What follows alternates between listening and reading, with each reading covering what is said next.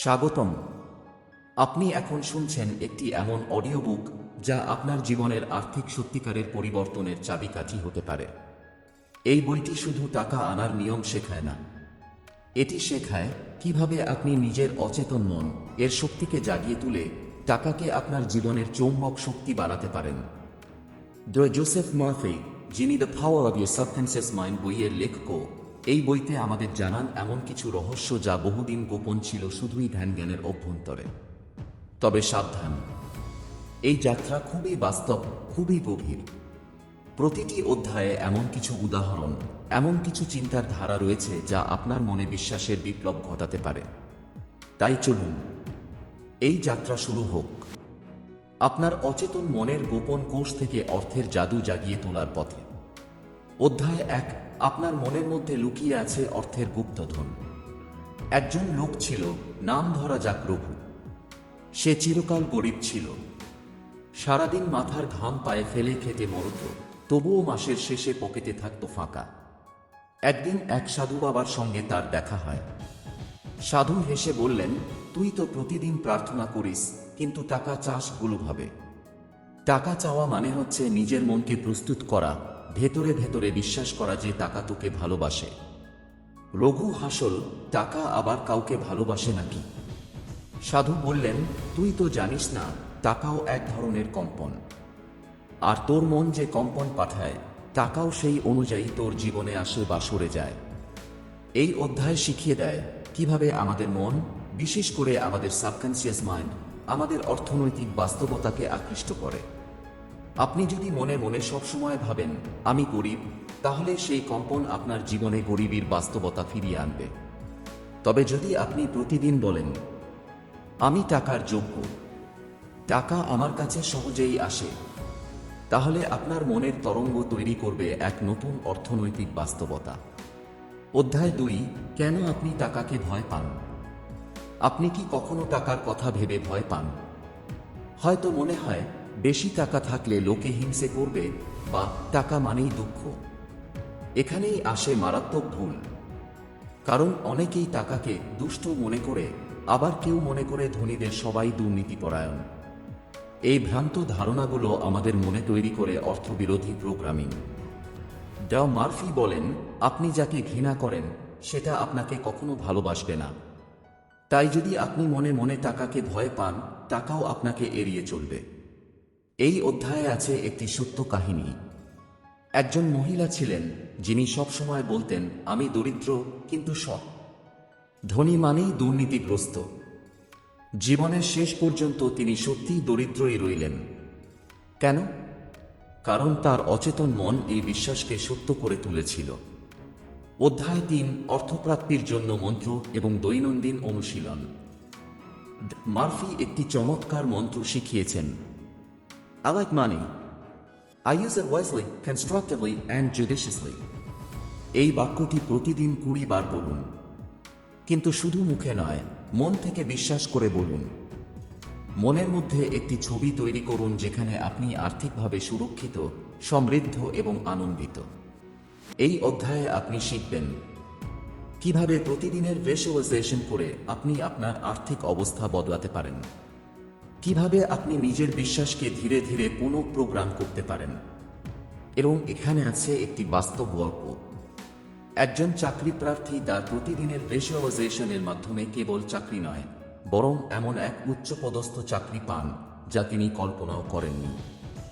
এটি কাকতালীয় ছিল না, এটি ছিল আকর্ষণের শক্তি। অধ্যায় 4, আপনার শব্দই আপনার ভবিষ্যৎ।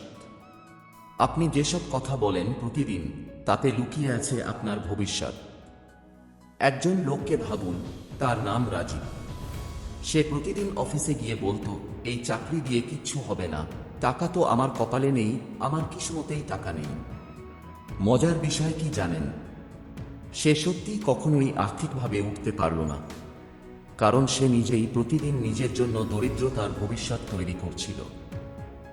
মার্ফি বলেন, আপনার প্রতিটি শব্দ, প্রতিটি বাক্য হচ্ছে এক একটা আদেশ যা আপনার অচেতন মনের কাছে পৌঁছে যায়।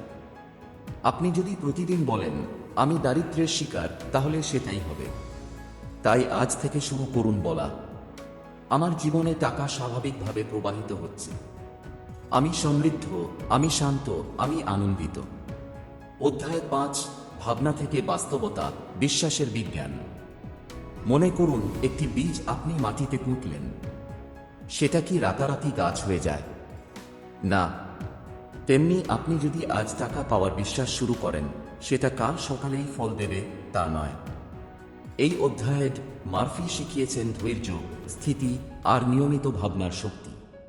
একটি গল্প বলি। কলকাতার এক শিক্ষক প্রতিদিন রাতে ঘুমাতে যাওয়ার আগে চোখ বন্ধ করে কল্পনা করতেন তিনি কোটিপতি। বছরখানেকের মধ্যে এক পুরনো বন্ধুর সঙ্গে ব্যবসায় যুক্ত হয়ে তিনি সত্যিই বিশাল লাভ করেন। এই অধ্যায়ের মূল বার্তা, আপনি যা অনুভব করেন গভীরভাবে, সেটাই আপনার জীবনে বাস্তব হয়ে ওঠে। অধ্যায় 6, অর্থ মানেই আত্মিক শক্তি। অনেকেই ভাবে টাকা মানে কেবল বিল বা কয়েন, কিন্তু মার্ফি বলেন টাকা একটি আত্মিক শক্তির বহিঃপ্রকাশ। এটি আসে তখনই যখন আপনি নিজেকে তার উপযুক্ত হিসেবে গড়ে তোলেন। এই অধ্যায়ে আলোচনা হয়েছে কিভাবে টাকা হচ্ছে জীবনের প্রবাহের অংশ, কিভাবে দান করার মাঝেই টাকার সঠিক সঞ্চালন হয়, কেন নিজের ভেতরে দারিদ্র্যভাব লালন করলে তা বাহ্যিক জীবনেও প্রতিফলিত হয়। একজন বৃদ্ধা প্রতিদিন 5 টাকা দান করতেন। তিনি বিশ্বাস করতেন এই ছোট দানও একদিন বিশাল হয়ে ফিরবে। তিনি মারা যাওয়ার আগে জানলেন তার নামে একটি এনজিও গঠিত হয়েছে, যেটি সমাজে কোটি টাকার প্রকল্প চালাচ্ছে। টাকার আত্মিক শক্তি কোনো ব্যাংকের সীমায় আটকে থাকে না। অধ্যায় 7, নিজেকে আর্থিক সফলতার যোগ্য করে তুলুন। আপনি নিজেকে যদি টাকার যোগ্য না মনে করেন, টাকা কখনোই আসবে না। এই অধ্যায়ে শোনা যাবে একজন ব্যর্থ উদ্যোক্তার গল্প। নাম ছিল দেব। সে 3 বার ব্যবসায় ব্যর্থ হয়েছে।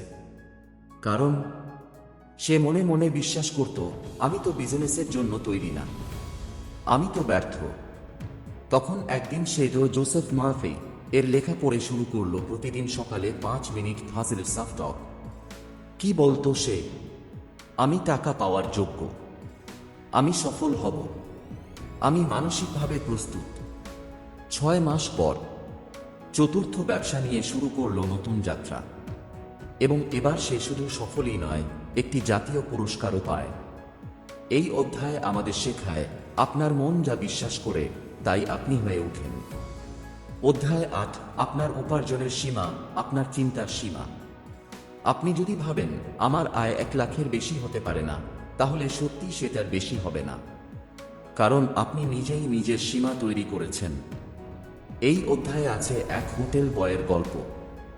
সে ভাবত, আমি সারা জীবন এই চাকরিতেই পড়ে থাকব। একদিন এক অতিথি তাকে জিজ্ঞেস করলেন, তুমি কি করতে চাও? সে বলল, আমি চাই আমার নিজের হোটেল হোক। অতিথি হেসে বললেন, তবে নিজেকে সেই অবস্থানে দেখতে শুরু করো। কল্পনা করো, অনুভব করো, তোমার হোটেল চলছে, তুমি অতিথিদের অভ্যর্থনা জানাচ্ছ।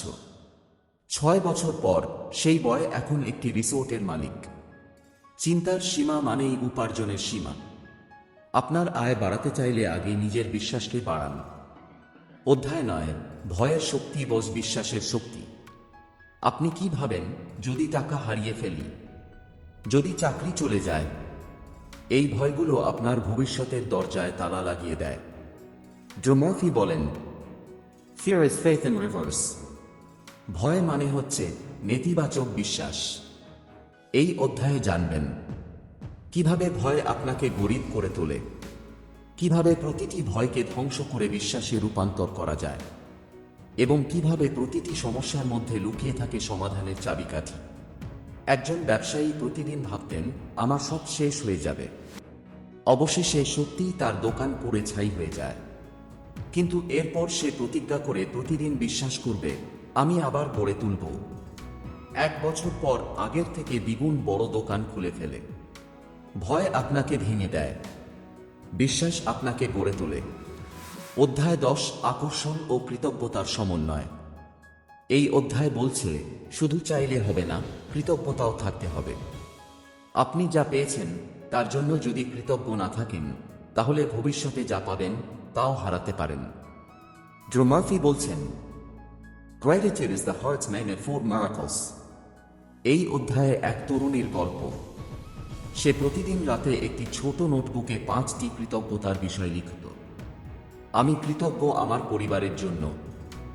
আমি কৃতজ্ঞ যে আজ একটি ক্লায়েন্ট পেলাম। আমি কৃতজ্ঞ এই সুন্দর দিনের জন্য। 3 মাসের মধ্যে তার জীবনে আসে এমন কিছু সুযোগ যা সে কখনো কল্পনাও করেনি। স্রেফ কৃতজ্ঞতা, হ্যাঁ, এই সহজ অভ্যাসও বদলে দিতে পারে আপনার ভাগ্য। এই 10টি অধ্যায়ে আমরা শিখলাম কিভাবে নিজের চিন্তা, কথা, বিশ্বাস আর অনুভূতির মাধ্যমে টাকা নিজের জীবনে টানা যায়। টাকা মানেই শুধু কষ্টের ফল নয়, এটি মনের শক্তির প্রকাশ। এই ছিল আমাদের প্রথম 10টি অধ্যায়। কিন্তু গল্প এখানেই শেষ নয়। পার্ট 3-তে আরও শক্তিশালী টেকনিক আর সত্য ঘটনা আসছে যা আপনার জীবনে নতুন আলো আনতে পারে। তাই যদি আপনি পরবর্তী অধ্যায়গুলো শুনতে চান তাহলে নিচে কমেন্ট করুন পার্ট 3 চাই। আর অবশ্যই চ্যানেলটা সাবস্ক্রাইব করে রাখুন এডবুক সাফ, কারণ সামনে আসছে আরও অনেক জীবন বদলে দেওয়া অডিও বুক। ভালো থাকুন, সমৃদ্ধ থাকুন। অধ্যায় 11, ধ্যান ও টাকার চৌম্বক শক্তি।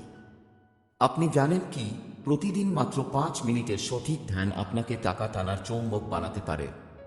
একজন মানুষকে ভাবুন, নাম ছিল সঞ্জয়। চাকরি করতেন, তবে বাড়তি টাকার প্রয়োজন ছিল খুব। সে প্রতিদিন সকালে 5 মিনিট করে চোখ বন্ধ করে কল্পনা করত টাকা তার জীবনে আসছে, সে আনন্দে সেটা গ্রহণ করছে, পরিবারের মুখে হাসি ফুটছে। মার্ফি বলেন, imagination is the workshop of your mind. আপনার কল্পনা আর ধ্যান মিলে তৈরি করে আপনার বাস্তবতা। সঞ্জয়ের জীবনে ঠিক তাই হলো। 3 মাসের মধ্যে তার পার্ট টাইম কাজ ফুল টাইমে রূপান্তর হয়, ইনকাম দ্বিগুণ হয়ে যায়।